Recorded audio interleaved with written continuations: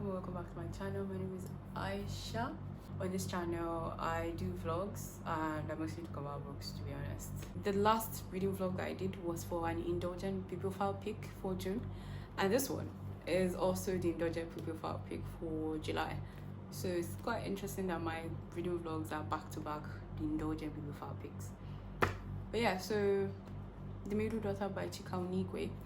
I've been waiting for the audiobook of this book for a couple of weeks now. That's why I delayed reading the book till now, because I find it's just been easier and more enjoyable for me to read a book and listen to the audiobook. So I always like that when I have a book, like a physical copy of a book, I always like to see if I can find the audiobook. And I say always, it's just something that I recently started doing, like this year. Let's just say this year. But yeah, so yeah, I'm just going to read it, listen to the other book on my iPad, so you will see me with my headphones. And I'll give an update every 50 pages approximately ish. So the book is, how many pages in total? The book is about 3 or 5 pages, so pretty sure I'll finish it, like if I dedicate my time to it and I don't sleep off. But yeah, we're going to get into the reading now.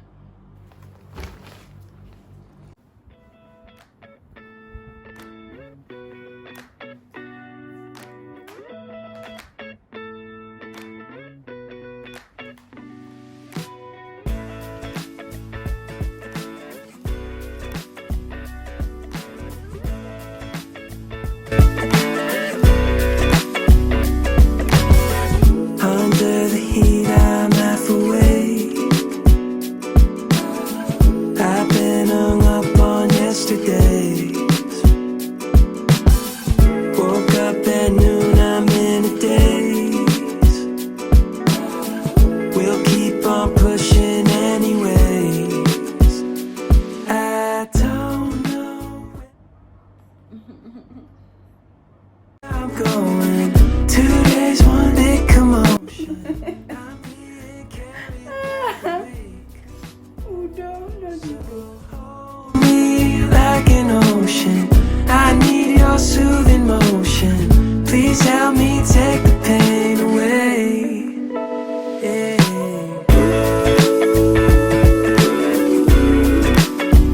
No.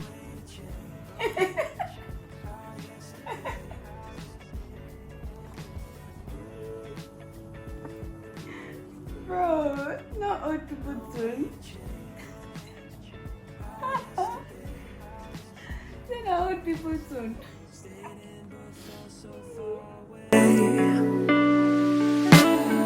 Last night was one big holiday. Cool winds on me out by the shade. Put my weekend on layaway. I don't know where I'm going. 2 days, one big commotion. I'm being carried by the wake. So hold me like an ocean. I need your soothing motion. Please help me take the pain away. Yeah. So I am not exactly at page 50, but that's even inaccurate, page 51, because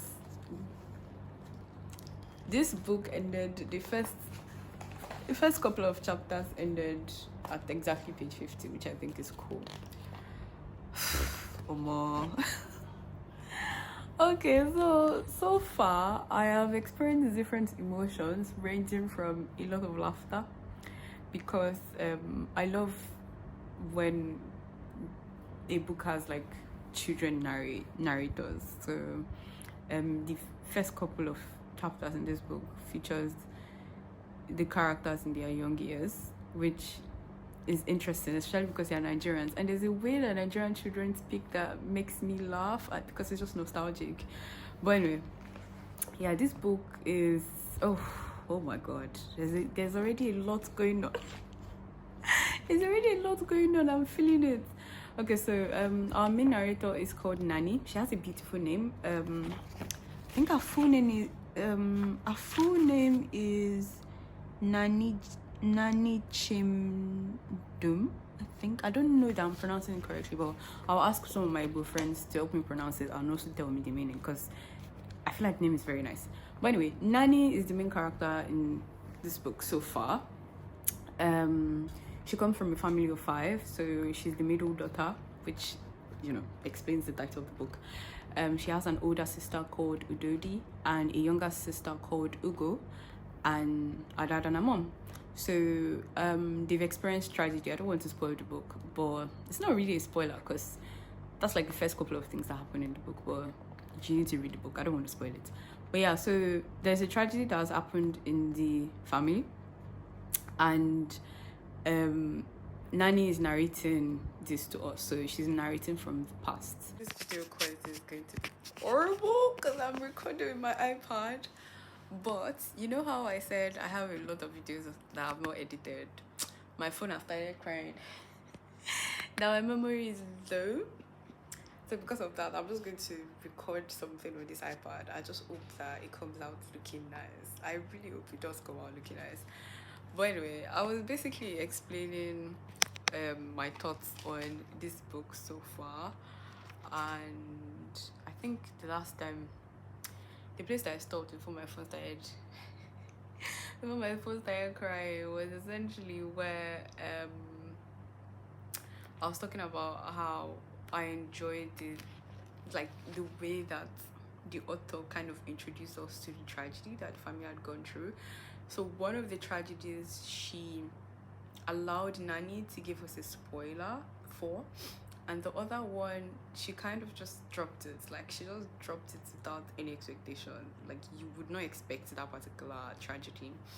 So, and then, yeah, I was also saying, you know how I said that this book is similar, like, it's already giving me similar vibes to Tomorrow I Become a Woman.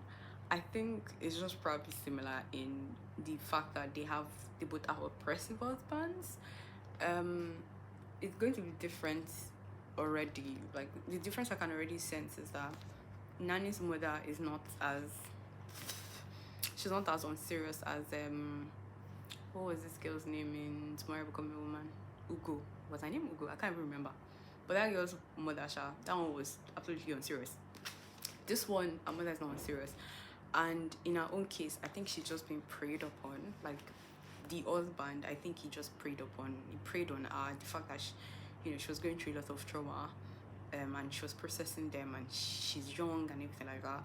So yeah, I'm just going to stop now before this one also start crying that my memory has gone. I don't know how this vlog is going to go because there's no space for me to record clips now. I don't know what I'm going to do, but yeah.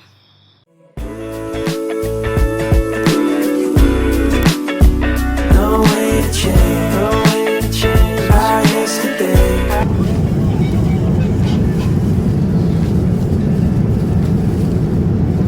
I was doing a face mask and I realized that I've had this video on my phone for about a month now, and the only thing that's stopping me from uploading it is the fact that I've not done the closing, like, final thoughts. So I just figured, let me just do it now while I allow this mask to sit down, and then I can post the vlog. Middle Daughter by Chika Unigwe. I think I gave it 3.75 stars, and I'll just give you like a breakdown. Right, so this book is about a teenager called Nani. She's 17 and she has lost a beloved sister, like her favorite sister and her father, and those were like the people that she's closest to in her family. So they're a family of 5. Nani, her elder sister Udodi, she has a younger sister, I've forgotten her name now, I think it's Egu or Uju or something, I can't remember. Their mom and their dad. So very cute family. The first half of this book, well, not half, the first part of this book was very funny. You'd have seen me laughing in some parts of the vlog. I particularly like, like young Nigerian narrators, because many of the like terms that they use, the way that they narrate some of the things that they mean, it reminds me of my own childhood, so I always find them funny, and I always like naturally just read it with the mannerism of a Nigerian child or Nigerian teenager, so you would have seen me laughing. So I really enjoyed how that set the pace for what we know this book was going to be about, because it says in the blog that somehow Nani finds herself in an oppressive marriage with somebody called Ephraim.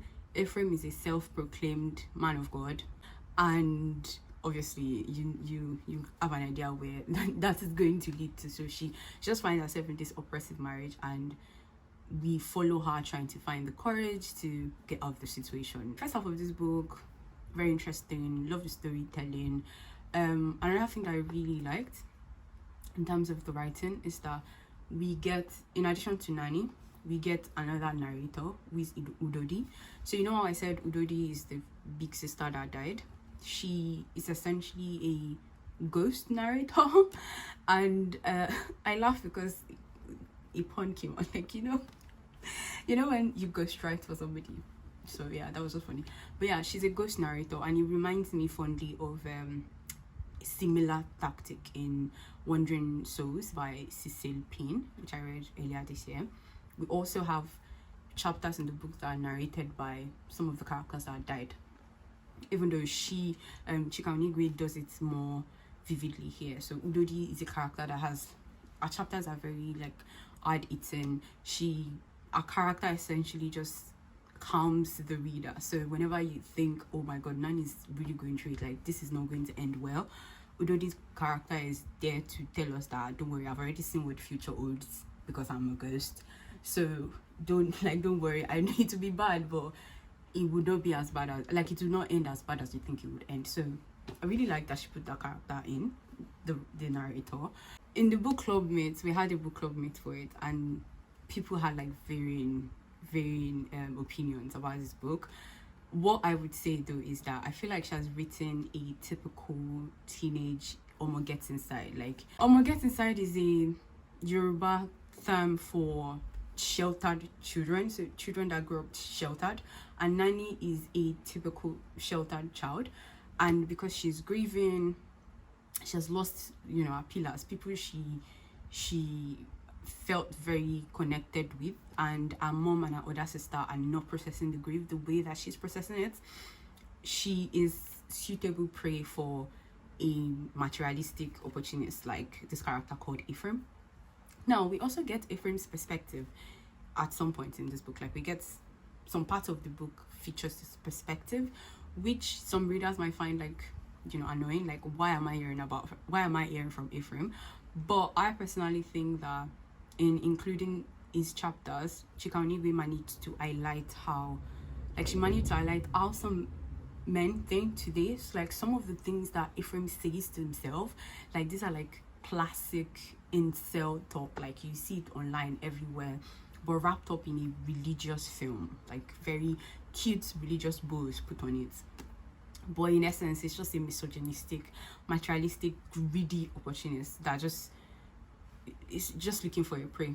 And another thing that solidifies Ephraim's ode on Nani is the fact that because of the I don't want to say enmity because she doesn't actually hate them, because of the anger that she feels towards her mom and her sister, and just generally that idea that you grew up in a Nigerian household and you cannot tell your mom anything. Like, if you've done something bad, just keep it to yourself, because if you go and tell your parents at home, they might kill you, right?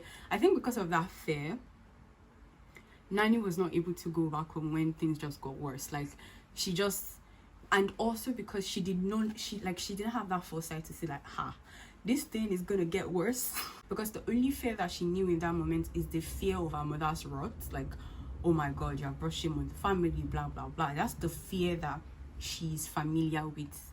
She's a teenager, 17. She did not have that foresight, like, if I don't go back home and have my mom fix it, like a guardian fix it, and I try to fix it on my own, things are going to inevitably get worse for me. She didn't have that foresight. Naturally, again, because she's a teenager, but also because she grew up sheltered. Like, rich kid, sheltered, don't know anything, lives in an estate, is not open to the ways that the wider world works. So yeah, I think that was one of the things that solidified our bad decisions, because Nani makes a lot of bad decisions in this book, and I just appreciated the fact that the author did not explicitly give us reasons why she makes the bad decisions, but if you grow up in that setting, I grew up as a Nigerian daughter, I kind of understand that perspective of where she was coming from. The fact that she felt like the only terrible situation in that moment is her going back home to her mom and saying, "Mom, this is what has happened." I hated every adult in this book except one other character, the character that I don't want to spoil this book, but Auntie something, I've forgotten her name. Yeah, Auntie Enuka. I hated most of the adults in this book. I disliked them to the core, except Auntie Enuka and obviously Nani's dad before he passed away.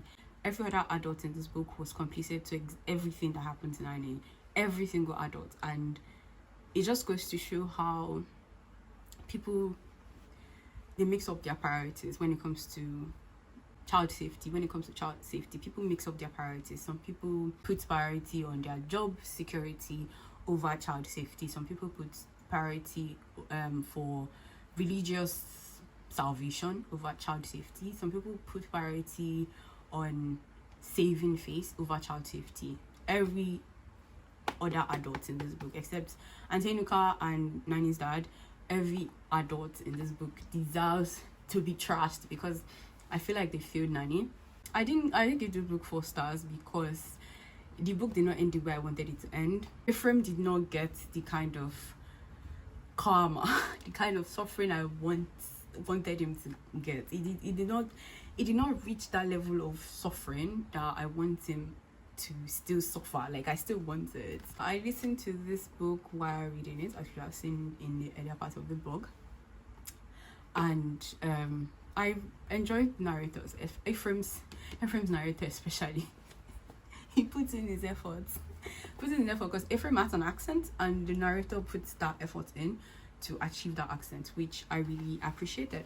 So yeah, I'll definitely say pick this one up if you want something that will stress you. If you want something that will stress you, pick this one up. If you don't want something that is trauma, then don't pick it up.